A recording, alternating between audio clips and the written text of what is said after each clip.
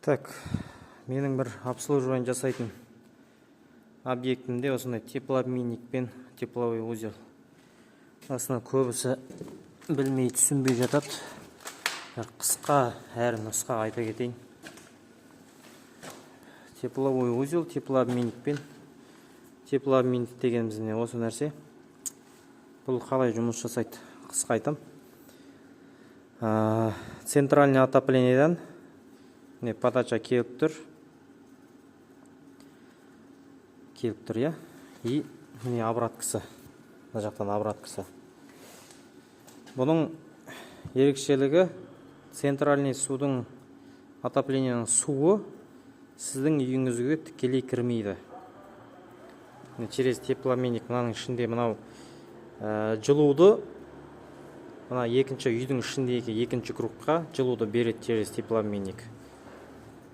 Мынау уже үйдің ішіне қарай кеткен сізге зданияға. Центральный отопленияда мысалға 6-7 атмосфера болатын болса, ол сіздің үйіңізге келмейді.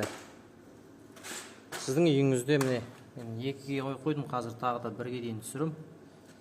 Бұл жер частный отопление сияқты расширительный бачок тұратын болады. Енді преимущество дейді, не айырмашылығы, не қажеті бар десеңіз. Біріншіден давление болмайды үйдің ішінде. Сіз гофрамен, полипропиленмен тартатын болсаңыз, қауіпсіз да. Темірмен емес, не обязательно. Қазіргі неше сияқты шалапут сварнойларымыз бар, ыстықтарынан қорқатын. Екіншіден, центральный судың отопленияның суы өте арам болып келеді. Лас. Бүкіл қаланы айланып, сол сіздің үйіңізге кірмейді. Сіздің үйіңіздің системасы өзімен өзі тап-таза, бір ары кетсе 100 литр су ғана айланып тұрады. Сол артықшылығы екі жағдайда. Бірақ көбінде бұл теплообменниктердің күші жетпей жатады. Мына основной бір резервный қойған.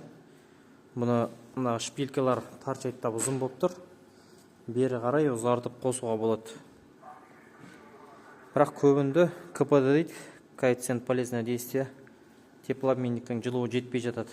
Бізге осы мына қазіргі жағдайда сондай болып тұр, жетпейді. Бірақ мына склад болғандықтан, плюс 10 градус жеткілікті бұл жерге. Бұның бәрі енді расчетпен есептеледі, мамандар. Біздікі только монтаж по проекту жиналған. Осы мен өстіп күзде кеп бір обслуживание жасап кетеймін. Отопление болса хабарласыңдар.